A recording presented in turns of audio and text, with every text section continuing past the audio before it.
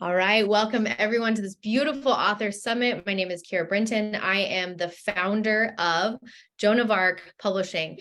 We once were Freedom House Publishing. We've now recently shifted over to this new brand, this new name, because everything that we publish over here is equal to the bravery, the courage of Joan of Arc. She was such an icon and an inspiration of how we lead with our hearts, lead with divine inspiration, and change the world. And that's everything that we do over here. We write books that change the world. And these author summits are things we do for our published authors, where we get to celebrate the book that was birthed, but also get to meet the author, and we get to have powerful experiences together. So today is going to be, we always range between 30 minutes to an hour. We always feel into where we're going to be with this summit. So hold open at least 30 minutes, if not an hour, for the summit. We'll see where we go today. And I'm very excited to introduce to you one of our newest authors, which is Denise Alley. Denise, I'm just so happy to celebrate you today. Thank you so much, Kara. I'm excited to be here too. It's going to be so much fun. So everybody who's popping in, welcome. We're so happy that you're here. And there will be an opportunity today for you guys to ask Denise questions. There's going to be an opportunity for you guys to share if you feel comfortable. And I believe that when we are in this space, everybody's going to receive inspiration. So any ideas that come to you, any thoughts that come to you, any aha moments that you have, write them down. Otherwise, they get deleted. It's something I call spiritual amnesia. And what happens is we receive something, we don't bring it to earth, it gets deleted. So I want everything that you hear in your heart today to stay with you, so that this hour today makes a massive impact. Now, to make a massive impact, I need my computer to not die. And I just realized that it is on its last little leg. So we're going to charge it while we do this. That feels like a great idea. Okay. So I would love for you, Denise, to just introduce yourself. Why don't you tell us a little bit about who you are? And then, of course, show us your book and tell us the title. Okay, great. Well, my name is Denise Alley, and I'm originally from Oklahoma. And on my mother's side, I am Cherokee and Shawnee and Delaware Native American. And on my father's side, I'm Otomazera. And I've lived here in the Valley for about 30 years, and I have one son and 3 wonderful, fun granddaughters and 1 new grandson. And I've been a speaker and a workshop trainer for Native tribes for the last 30 years. And I also do performing and singing my Native culture. And I am so excited to announce Native Soul, Heart, and Healing. And it was a journey, but I'm so excited it's here. And appreciate Kara and JOA Publishing for helping me at Freedom House, and JOA for helping me publish this book and get my stories out to people that will hopefully help you. Well, it's such an honor. It was such an honor to work with you. And this book, I'm so happy it's here. It's so beautiful. If you can show the cover again. I want you to go a little bit closer to the camera so they can see the detail of the beaded heart. I would love for you to share with us the story of the beaded heart. Why did you put the beaded heart on the front cover? Okay. Well, in our culture, we do, well, it's pretty much open, but different tribes or schools will do a powwow. And that's where a lot of Native Americans come together, and the men are out usually around the drum. There are several drums, and they sing beautiful songs. And then tribal members come and they dance in their beautiful regalia, their beadwork, their feathers, and their applique, cloth, shawls, and they come and dance and around the drum. And there's a lot of singers, and it's very beautiful. And I purchased this beaded earring. They're earrings, but I thought, wouldn't that be great to put on a book cover, because it's a heart. And it has all the colors in it, and it has like an arrow pointing up. And to me, that's like pointing to heaven, pointing to the creator, pointing to God, and that it's a journey. And so I thought it'd be fun to put this on the book, Native Soul, Heart and Healing. I talk a lot about healing our hearts and feeling love and being open.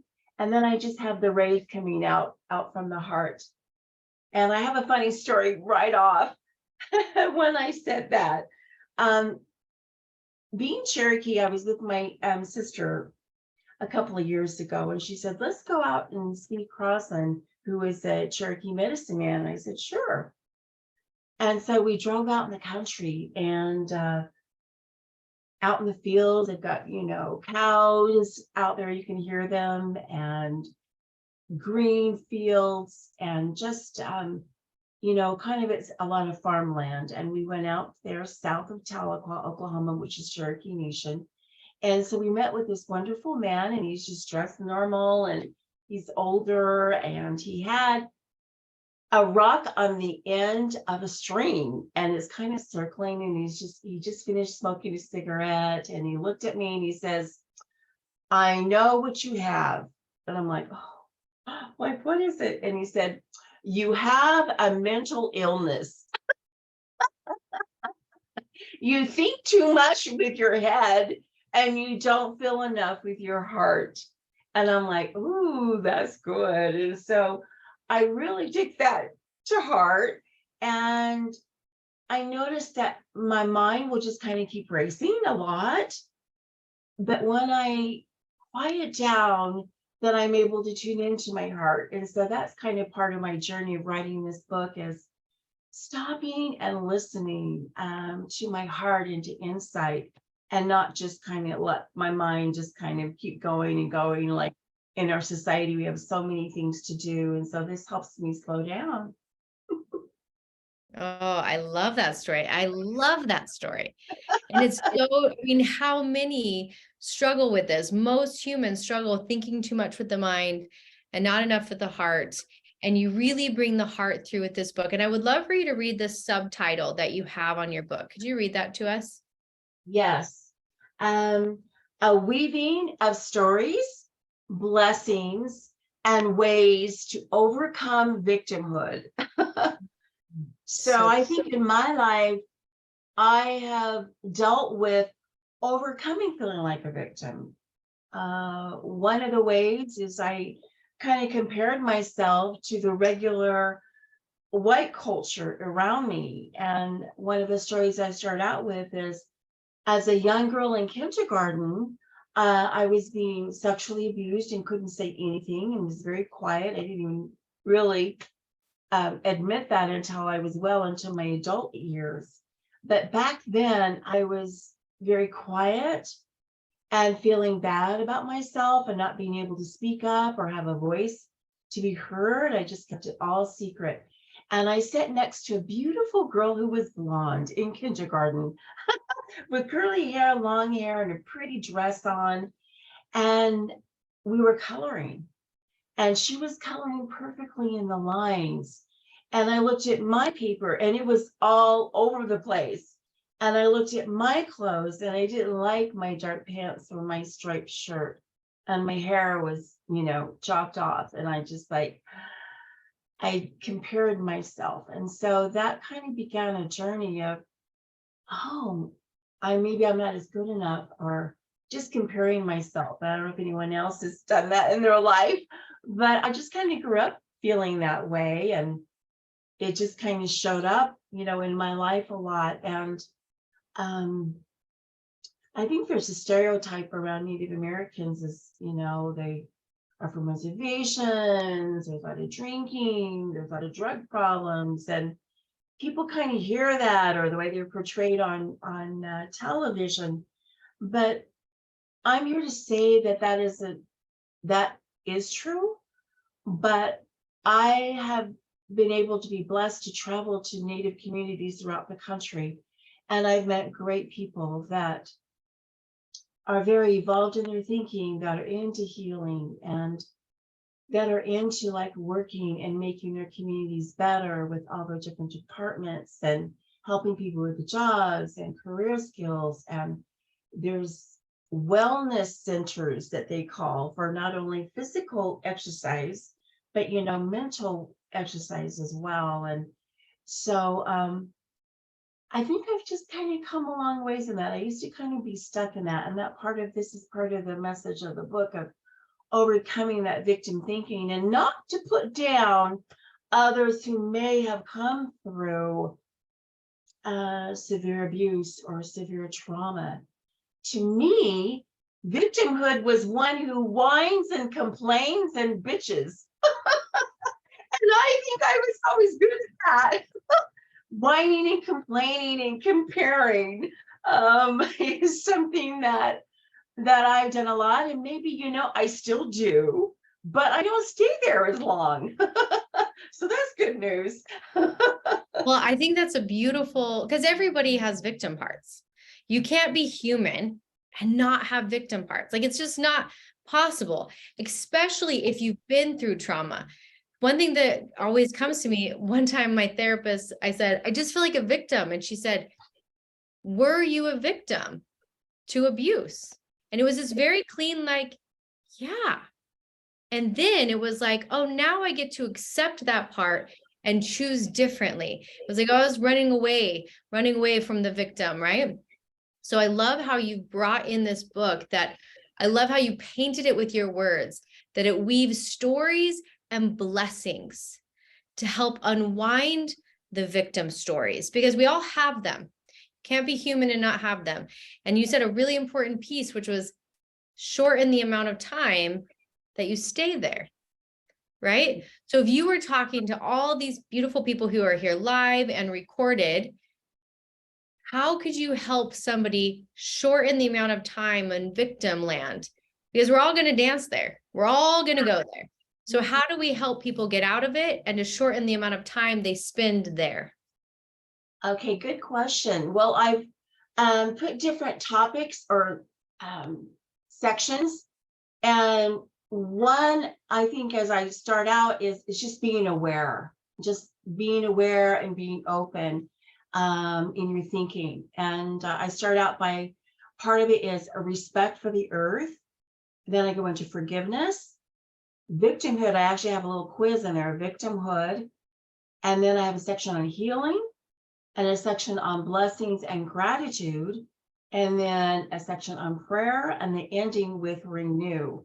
And as I start out with a book, I think just being aware. One time I was very depressed, and I called a very good friend. I think part of it is reaching out to someone, acknowledging, being heard. Hey, I'm having a hard time. And she said, well, go in your backyard and sit on the earth, and what a concept, right? Just getting back to nature and sitting on the earth. And I just kind of began to pray, and I actually lit a little candle. And as I looked at that candle, it brought back a wonderful memory of the first time I went inside our Native American church teepee. And I just talk about being aware of that. Our mind, we can get like, oh, I'm stuck in this. But if we do take action, being on the earth is wonderful. And I sat there and I remembered going inside the teepee. And in my family, my grandparents on both my mother and father's side went inside the teepee as a form of prayer. And that's why they call it the Native American church. And they would sing and pray all night long in the teepee. And they would use peyote. And what's interesting is, and I mentioned this book, I didn't know peyote was a drug until I went to college. My grandmother had great, and she used it for medicinal purpose. Like if I fell down and skinned my knee, she'd make a pulse of it and put it on my knee with a bandage. Or if we were sick or had a fever or something, she would give us a tea.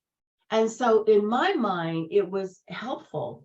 And so actually I talk about going inside that teepee and hearing those songs. And as a little girl, I never went inside the teepee. I always was on the outside, and I would help with the cooking and serving the meals and doing the dishes at my great aunt's place out in the country in White Oak. But anyway, as a college student, I went inside, and I was just sitting in the backyard feeling depressed. And going back to that memory, it brought great healing to my heart and to my mind, because I remembered those beautiful songs that my ancestors sang. And as I sat in that circle on the ground, it was as if I could hear my grandfathers and grandmothers being there with me, and I could hear them sing. And then when the peyote was passed around, and I'm like, do I take a bite or not? And I was quiet, and it spoke to me and said, take a bite of me and I will sustain you all night long to keep you awake. And as I did, I just took a little nibble, and it was very, very bitter, but I was able to stay up all night, and I was able to feel my heart being open. And so I share that in the first chapter. And I just think that for those of you that may be dealing with depression, you can go out and sit on the ground. You can, pray. And then one of the ways too is forgiveness. And that has been big for me. There are different forms of, people can forgive, but I've been involved with Muscle Testing Academy, where they really do stress forgiveness, and I've been able to do that a lot with past things, whatever's coming up for the day. If I'm putting on makeup and going, oh, I feel old, or I'm not, is this and that, I can simply forgive. I forgive myself for comparing myself and wishing I was younger, or whatever that is. And it just helps me let that go in the moment. And, energetically letting that go and clapping and dissipating that energy. I talk about that in the book, Forgiveness.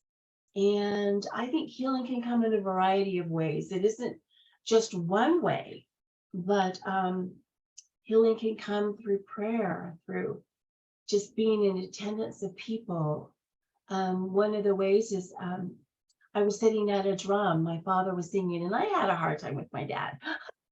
Who doesn't have a hard time with their father? My father was very closed, didn't share a lot of love or hugs, and had things going on in his own life. But he was singing at the drum, and I'm sitting there behind the drum, just feeling resentful, and the past things that my father had even done to my mother, and she was a victim, I was a victim, and just feeling down, and just being in that moment and hearing that drum beat is like I could tune in to these men that were singing and dancing around me. It was a gore dance where veterans were singing, and they were dancing to the beat of the drum on that earth.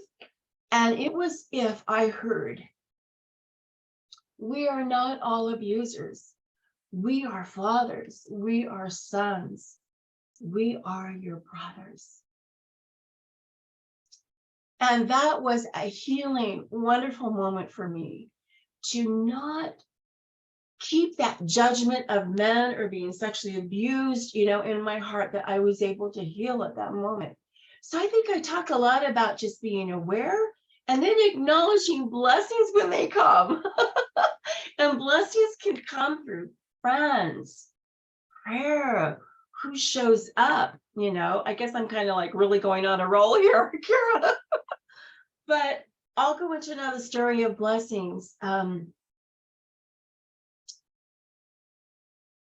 always pray before I go out to speak, and I always say, okay, God, Christ, Creator, use me. I'm available to go out and to do training. And I do staff development training, customer service, team building, communication, motivation, and then I always include the spiritual as well, right? And so I was on my way to California, and my son was just in grade school. We were driving to California to my nephew's boot camp graduation in San Diego. And my car began to overfume. It began to fume and I stopped. I was scared. Long story short, it needed to have a radiator flush. And I was able to get help and get that done. And then I'm on my way to California. I only had so much on my credit card, just very little. And we get to the beach and my son goes, let's go to the beach. And we were able to see my nephew the next day. But we went to the beach and we're on the beach and I'm standing there looking at the beautiful sunset. And my son was just having fun with the waves and the ocean right there. And I remember my mom telling me that her mom and grandma would say, whenever you see the water, go and bless yourself. So I remember going over to the edge of the water and just saying, thank you, water. Thank you. And just kind of putting it on my heart and my head. And I just quietly said, and bless me that I'll be able to have more work. Bless me that I'll be able, help me to know how I can better serve. And as an entrepreneur, I think some of you out there may know, hey, I need a little help here. I need a little bit more income. And I turned around and on the beach were two Native American men. They were like, olive skinned and you just can't avoid them, So I walked over and I said, hi, good evening. Where y'all from? And they said, we're from up north, Bishop. I go, oh, what tribe are you? He goes, Bishop Paiute. And I go, oh, great. And they go, what tribe are you? And I said, I'm from Oklahoma. I'm Cherokee and I'm here for my nephew's graduation. And then I asked bravely, do you ever need any workshops or training? They go, yeah, we do. Do you have a card? I said, sure. I went back to the car and gave him my card. And to this day, and it's been 20 years later, I am still blessed working with that tribe. And it was just like within 4 months of that meeting that I was able to go there and do a training for the Bishop Paiute tribe. And it was a blessing to be there. And then now 20 years later, I'm still working with that tribe with the different departments.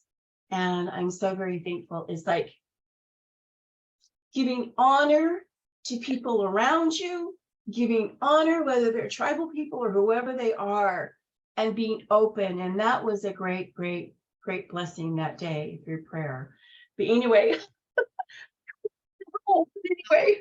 That's a beautiful story, Denise, and such a witness of the path that you walked, the path of forgiveness and the path of faith. It's like I just hear just so much forgiveness that you've walked through and just such mighty faith, the faith of following what you were taught, going and blessing and asking and to watch the miracles. Like what a beautiful path. And that's really what your book leads. Your book leads people through this, through the process that you've walked, which allows them to then create that for them. So I want to open up to all of our beautiful guests here. If there's something that you want to ask Denise, or if you had an experience with her book that you want to share, this would be the perfect time to do that. Anyone want to share? I'm good for it. I love it, Holly. Hi, Holly, she's my friend. I love the title of your chapter, Self-Righteous Bitch, and the quote like right before. Can I share that quote from your book? Because it's really helpful. Okay. Behind every bitch is a nice girl who got pushed too far and then exploded. Really good quote at the beginning. And it's from like anonymous, some bitch that didn't want to be named. No, I'm kidding. But I'm like, yes.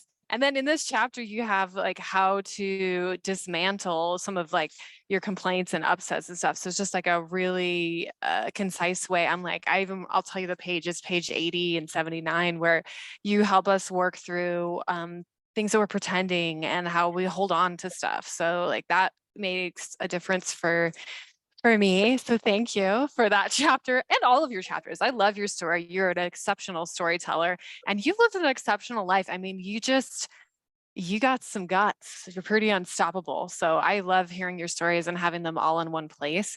So thank you for putting that together. And then my question is, maybe two parts, but really, like, what was your favorite part of this process of writing the book, and or favorite part of your book? And then what was your least favorite process of this? Like, what kind of, did you get hung up on anything? Like, how was the writing process for you? That's a good question, Holly, but I just want to back up just a step. When I say self-righteous bitches, because if I'm judging myself so harshly, then sometimes I judge other people, right? Or I'm judging other people. And then I had an awareness. No, I'm not judging them. I'm judging me. Sometimes if someone kind of crossed me or said something that I didn't like, or they were like pointing fingers, and in my mind, I'm going, you self-righteous bitch, who are you, to judge me? And then I thought, wait a minute. I'm the big judging one. So again, going through that step of forgiveness of that. And again, it goes back to forgiving myself for comparing. So anyway, thank you, Holly. But yeah, I can, and I think growing up, I was always like nice and pleasing and all that kind of thing. And in fact, I still am quite a bit. But I think I kind of realized, well, don't push me too far, because that part of me can come out. And so, just acknowledging it and then just moving through and forgiving. So thank you, Holly. But the question, I just have to admit, this is a collection of stories, and I actually did a self-published book probably 15 years ago, just on Native Heart, and it was just on seven stories. But as I began to work on this process, because I'm older now and I've experienced more, and as I began to get aha moments, then it was fun to write, because it's like, that really happened, and so for me, it was pretty fun to remember those stories and then put them on paper. And I want to just give one tip that I did, is just write it. And, because before I can get caught up in like, does it sound right? Is it okay? But just writing it and getting out there, and then you can just kind of refine and add it. And then I kind of took it too far. I edited till I was actually blue. I can't edit anymore, but it just seemed to get smoother and smoother and smoother as I went along. So one of my fun stories is, I'll share it with you. Well, all of them, I do love them all. And I share a great story about my father's passing. In fact, I guess that's the one I'm to share. My father was bigger than life. He was 6'4". He always had a big, beautiful beaded medallion on. He had long hair, and he loved to share culture. And we'd go anywhere, and he'd dress up in our outfits, and he'd just start beating the drum in the middle of the street, or he just forced his way into the Super Bowl and performed at halftime with the other people. He was just bigger than life. And he met Willie Nelson. He wanted to meet Willie Nelson. And so I was in college at the time, and Willie Nelson was performing at Caesar's Palace. So we all dressed up in our wonderful outfits, and my brothers in their feathers, and my dad with his drum, and we go to the bottom of the penthouse at the elevator in Caesar's Palace. And he talked to the guy at the elevator. Hi, we're here to meet Willie Nelson. And he's like, oh, okay. Goes up. Hey, Willie, there's a bunch of Indians down there that want to come up and say hello. And Willie Nelson said, send them up. That's how my dad started his beautiful friendship with Willie Nelson. And we actually do performing with him at the Farm Aid benefit concert with Willie Nelson every year. We've done that going on 30 years now. But back to my story, when my father passed, in fact, it was just the day after Farm Aid, he passed. And he didn't come to that one, but just sharing my emotion and gratitude for him. And actually, he passed away in Nebraska. And I flew out to Nebraska. And then I drove my dad's body and coffin with my sister and her husband and a few people in a red shiny van with this big coffin in the back. And we drove across. But as I got there in the evening, thank you for listening, there were beautiful, humble Native people, Omaha tribal people that came.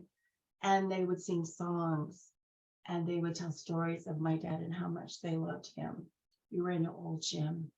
We ate bologna sandwiches. We had corn soup. We had fried bread, and it was just so humble. And then the old ones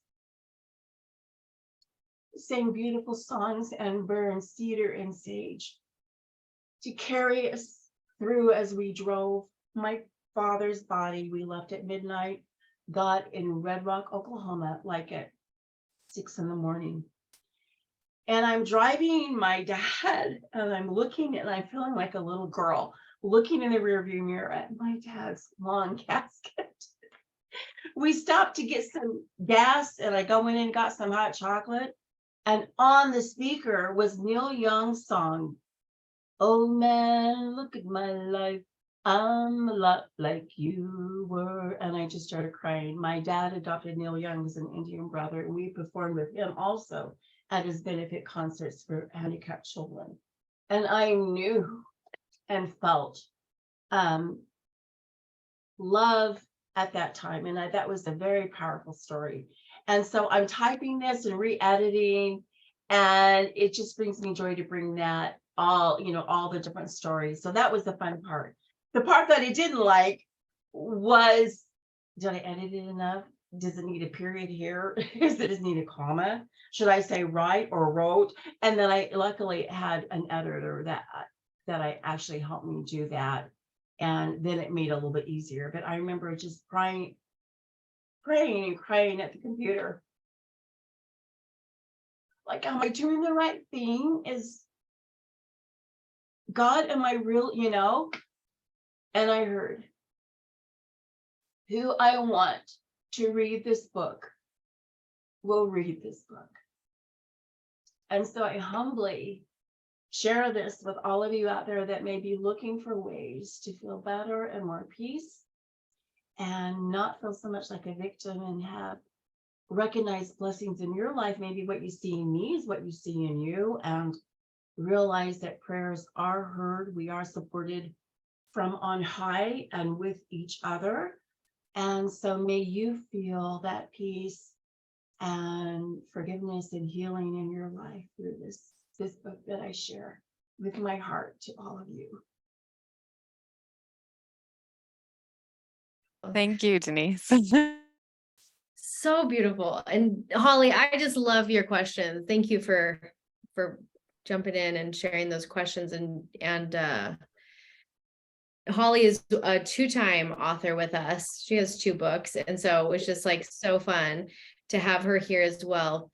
Anyone else want to ask a question or share something that you got from reading this book? I do. Hello, Emily. How are you? I was eating my lunch, so I had to, not do video for that. That's not what you want to see. No, I agree with Holly. The storytelling in this book is phenomenal.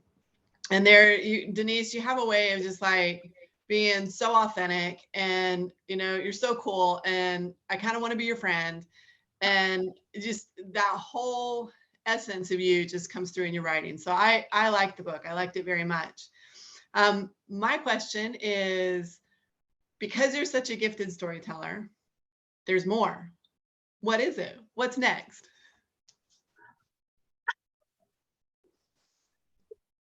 Oh, God. Actually, Carrie, I think you'll like hearing this. I'm like, yeah, there's more. Like, that was just kind of like the baby part. And then I'm like, there's more. Yeah, there is. Thank you, Emily. You are my friend, girl. You guys are my friends. But yeah, I'm thinking, yeah, there is more. Just more awareness. I think, well, life has its experiences. So I'm not the same as I was even six months ago. So I think insights that we go through and that you go through in life, that happened. Yeah, that my dad has passed. It's been 13 years. I can't believe it's been that long ago. And so, yeah, things are evolving. And so I would kind of say that it's just more insight, seeing miracles. I love the work here, how you talk about miracles, and all of you do. But yeah, there's more insight, more miracles, because we experiencing life even more. And I can still complain a little, but yeah, moving through that. So I think there'll be a second part. I don't know quite what to call it yet, but yeah, thank you, Emily. I wonder if there's a podcast in you, because it Oh. feels like there's a bunch of stories to be told that need to be in people's ears, because just being here with you and listening to you tell the stories is like, it's like food. It's like nourishment to hear you tell the stories. So I don't know, that's something to maybe look at, of like, maybe you start a Native Heart podcast where you share all the stories from all your years of training and working with the tribes, and just all of these beautiful, and even your ancestor stories, you know? Feels Thank you. like that. This is a new experience for me. I'm not on a podcast, a Zoom podcast, a whole lot yet. Yet. So yeah, I like that idea. And Holly, I appreciate your example, because girl, you just taking it, girl, having your podcast, and Kara, you too, you have both been great examples to me of taking a step into that. So who knows? Yeah, it might be coming up. So thank you for the encouragement and for the idea and the spark of creativity. Thank you so much. Yes. Also, I want to honor the path of creation and creators, because when you signed on to write a book with me, you actually were going to write a children's book. And halfway through, you said, just kidding. It's not a children's book. It's something else. And I really want to honor you for listening, because it's very easy for us to get very cornered and like, this is how we're going to go, and this is what I set out to do. But instead, you actually let your heart guide, and the children's book got you to say yes. But once you got in, your heart like took over and was like, wait, actually, there's this whole actual chapter book. And I just find that so beautiful that the children's book kind of held your hand first until you were able to step into this. Thank you. I appreciate that. Yeah, I appreciate that. And that's that we can evolve. I love that. And I think that's a good example. All of you ladies are to me. And because I know some of you is evolving and growing and becoming. Yeah. And that's what spurs me on too. And yeah, I can kind of sit down and complain and whine, but then get back up. And that's what life does. It helps us evolve and grow. And so thank you for that. And it is creating, helps us do that. So yeah, it's exciting to watch. So anyone else, I want to give a spot for just, if anyone else wants to share something, this is your spot. I want to just take everyone back to what you talked about, because I think it's always important that people leave anytime we're in this space, even though we're celebrating your book, if we can always leave with a tool. And you said something that I want to just reiterate, which is, if you're feeling stuck, if you're feeling in victim, if you're feeling broken or in depression or something where you just need pulled out of the loop, right? I'm sure everyone has experienced that. It's like a trauma loop, or it's a fear loop, or it's just something where you're just looping. And I love how you said, get out on the earth. And you've mentioned a few times, like, get out on the earth, or that when you see water, bless yourself. It's like, to me, these are really powerful practices that we can do anywhere, right? Like, I'm in my office, but I could easily walk outside and go sit on the grass, right? Like, there's any time we can get into nature. So I want everyone to just kind of take what you said and just stick that into your mind, a little pin, that anytime you get stuck in a loop, one, read Denise's book. Okay, because it's always going to be something that activates you. One of the things I love about you, Denise, is that you tell through stories. And if we were to look at all the great leaders and all the great people who've changed humanity, they actually just told through stories. This is how we learn at a subconscious level. And so you teaching deep, meaningful principles through the path and the weaving of stories is actually how people are going to learn this so much better. So kudos to you on doing that as the author. And everyone here, if you haven't, if you're here live or if you're watching the recording, you haven't gotten a copy, it's up on Amazon.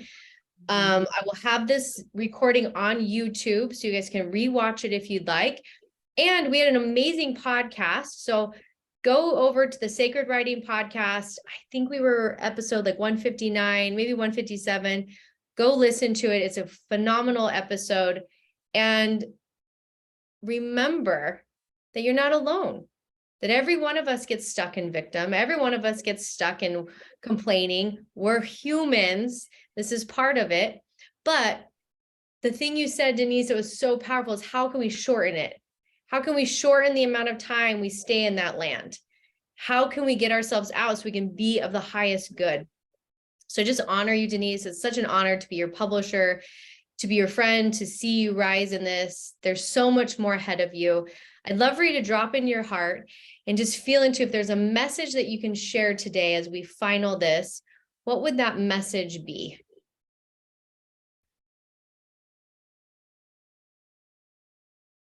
Thank you, Kara. It's prayer. I'll end with this last story. As I was working with some EMTs, emergency medical technicians, up on the Navajo reservation, and they're beautiful tribal people. And when they introduce themselves, they introduce their clans and where they come from on the reservation. And like, I'm from the Bitter Sweet clan, or the Bitterwater clan. They introduced themselves, and one young man said, "Can I say a prayer?" And I said, "Sure." And so he began to pray in his beautiful Navajo language.